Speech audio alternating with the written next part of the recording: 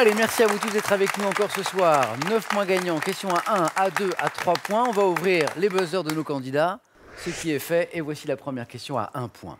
Quel terme, tiré du mot latin signifiant plaine ou champ, désigne l'espace rassemblant les bâtiments et l'infrastructure, José? Plein champ. D'une université ou d'une école, Jocelyne? Campus. Excellent, campus, c'est ça. José, il manquait quelques indices. Mais c'est bien de tenter sa chance, ça peut être une très bonne stratégie également pour couper l'herbe sous le pied des concurrentes, puisque ce sont 3 concurrentes ce soir. Premier point pour Jocelyne. Et première question à 2 points, la voici. Quel grand arbre originaire d'Australie et des archipels voisins? C'est Jocelyne. Eucalyptus. Oui, exactement. Eucalyptus. La botanique serait-elle l'un de vos points forts, Jocelyne? Non, mais Non. Australie. Ah, d'accord, ok. Donc, originaire d'Australie et des archipels voisins, produit des feuilles vertes dégageant, voilà la suite de la question, une puissante odeur balsamique. C'est l'eucalyptus. On parle aussi parfois du gommier bleu. Les points pour Jocelyne, 3 déjà. Et voici la première question à 3 points.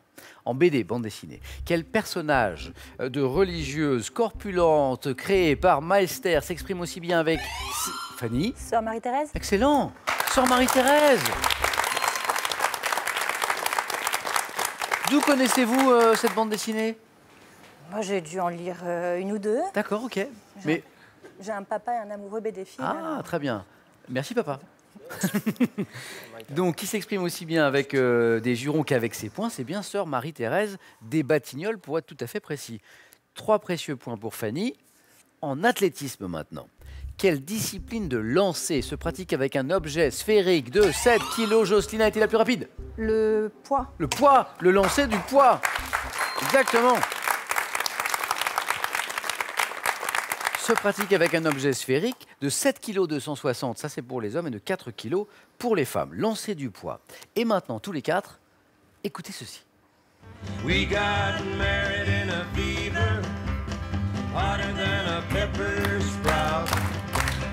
We've been talking about Jackson ever since the fire went out. I'm going to Jackson. Alors vous venez d'entendre, vous l'avez peut-être reconnu, la très très belle voix de Johnny Cash, l'une des grandes voix de la musique country, interprétée de Jackson. Voici la question maintenant. Quelle ville capitale du Tennessee est Fanny?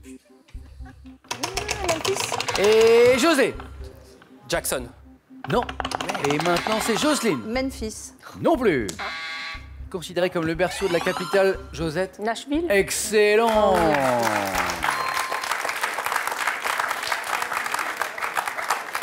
Quelle ville capitale du Tennessee est considérée comme le berceau de la musique country? Parfois la rapidité prime et parfois il faut attendre le bon moment. C'est ce qu'a fait Josette. Quel nom? Et c'est une question à 3 points qui revient. Quel nom a-t-on donné aux guerres qui opposèrent l'empire perso-grec? Qui, José? Guerre médique. Médique, bonne réponse. 3 points. 3 points pour José. José, il est concentré, il est bien dans le jeu. Guerre médique, donc, durant la première moitié du 5e siècle avant notre ère. Tout le monde a débloqué son compteur. C'est une première manche particulièrement disputée. Et dites-moi maintenant, quelle série américaine, diffusée dès 2005 en France, relate les aventures d'un groupe de rescapés du crash? Fanny a été la plus rapide. Lost. Oh oui, c'est bien. Un groupe de rescapés du crash d'un avion sur une île déserte. Pour 2 points. Écoutez bien. Si vous écrivez le nombre 10 en lettres capitales, soit DIX, quel autre nombre écrit en chiffres romains obtiendrait Fanny? 509. Oh mais oui! Alors là, ça c'est beau. Je ne sais pas si vous étiez nombreux à la maison à avoir réussi à faire le calcul, parce qu'elle n'est pas facile. Il faut transcrire, il faut comprendre d'abord la question, transcrire, faire le petit calcul rapide. 509, donc je rappelle qu'en chiffres romains, le D c'est 500, et que le I majuscule placé devant le X, 10, moins 1, 9, 509. Bravo, un petit peu aux chiffres et aux lettres ce soir. Fanny, vous êtes en tête, 6 points, continuez comme ça, ne changez rien. Jusqu'à la fin octobre 2017, à quel peintre français, auteur dans les années 50 des œuvres Les Constructeurs, La Partie de campagne, José? Léger. Fernand Léger est la bonne réponse. Le Centre Pompidou de Metz consacre-t-il une exposition? Fernand Léger, très bien. José, vous vous spécialisez dans les réponses à 3 points et ça vous réussit plutôt bien. 2 x 3, 6. Et maintenant, tous les 4. Regardez ceci. Regardez bien, c'est très beau, certes. Par quel terme évoquant le bas d'une robe de mariée désigne-t-on Josette? La traîne. La traîne, oui, c'est ça. Sans conviction, mais... Comme quoi, quand on a une idée, il ne faut pas la retenir. Il faut la donner. On ne sait jamais. Vous ne serez jamais puni. Là, vous marquez le point. Évoquant le bas d'une robe de mariée, évoque-t-on l'ensemble des plumes situées au-dessus de la queue du paon? D'où cette photo que vous venez de voir à l'instant. La traîne, très bien.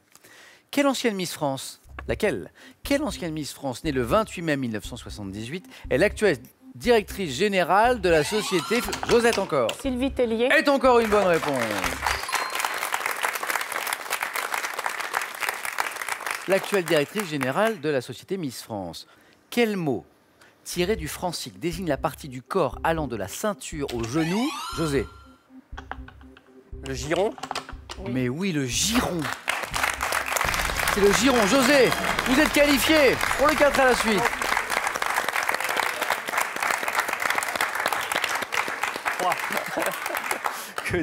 3 fois 3. Hein. Encore une question à 3 points.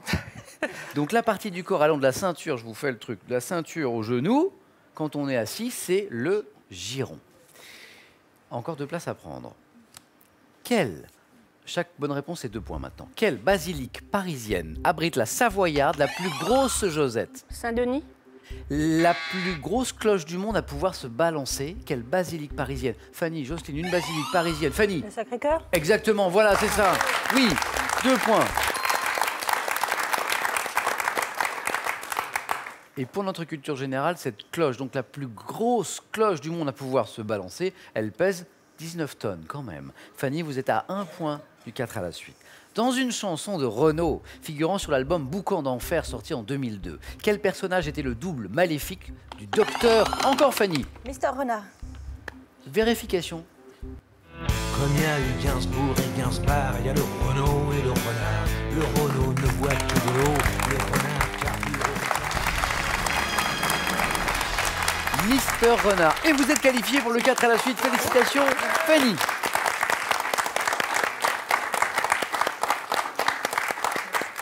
Donc le double maléfique du docteur Renaud, c'était bien Mister Renard, comme on a pu l'entendre. 2 qualifiés déjà. Je vous garderai bien toutes les 2, moi. Ça n'est pas possible. Chaque bonne réponse vous rapporte 3 points, Jocelyne et Josette. Attention, on change complètement de sujet là. Quel saucisson espagnol demi-sec doit sa coloration, Jocelyne? Le chorizo. Rouge. Le chorizo. Le chorizo, oui, c'est ça. Le chorizo qui doit donc sa coloration rouge à une variété de paprika appelée pimenton. Très bien. Attention, Jocelyne, car Josette n'est plus qu'à une bonne réponse d'une éventuelle qualification. Connaissez-vous cette citation? L'homme veut être le premier amour de la femme, alors que la femme veut être le dernier amour de l'homme. Quel écrivain irlandais, né en 1850... Josette? Oscar Wilde. Sans conviction. Non. Et pourtant, Oscar Wilde est la bonne réponse. Josette, vous êtes qualifiée. C'était bien Oscar Wilde.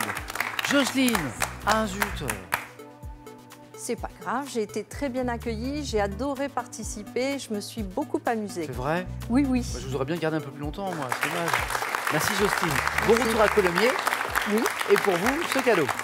NutriBullet vous offre cet extracteur de nutriments pour ne garder que le meilleur des aliments. Retrouvez toutes les recettes dans le livre NutriBullet et sur nutribullet.fr. Depuis la nuit des temps, les poisons fascinent. Avec ce livre, découvrez cette substance à la fois violente et romanesque qui fut utilisée par de grands personnages historiques. Il est accompagné par les grands mystères de l'histoire de France. Allez, à vous de jouer maintenant. On vous met un petit peu à contribution.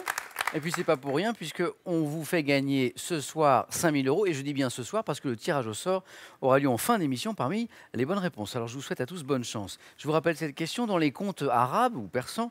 Quel moyen de transport imaginaire est utilisé? 1, un tapis volant. 2, un parapluie. La bonne réponse au 3243 pour le téléphone, par SMS 1 ou 2 ou 7 10 20. Tirage au sort ce soir, je vous le disais, parmi les bonnes réponses. Félicitations encore à Josette, à Fanny, à José. Nous jouons maintenant avec vous, bien sûr, au 4 à la suite.